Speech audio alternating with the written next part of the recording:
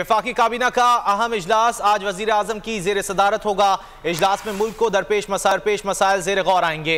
एजेंडे में सर फहरिस्त माशी सूरत हाल है। वजीर खजाना इसहाक डार काबीना को मुल्क की मौजूदा सूरत हाल से आगाह करेंगे। काबीना को IMF के नई शराइत पर भी एतमाद में लिया जाएगा। वजीर तवानाई खुर्रम दस्तगीर ब्रेक डाउन पर काबीना को ब्रीफिंग देंगे।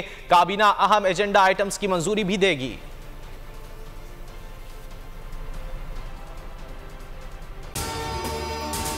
अगर आपको ये वीडियो पसंद आए तो लाइक पर क्लिक करें।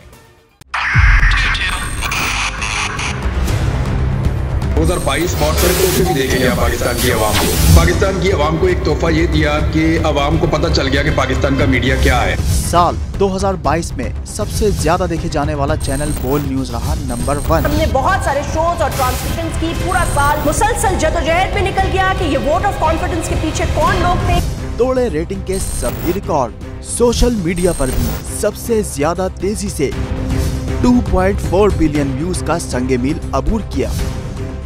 एंकर्स को भी आवाम में सबसे ज्यादा मकबूलियत मिली और सोशल मीडिया पर भी बोल रहा सब पर भारी।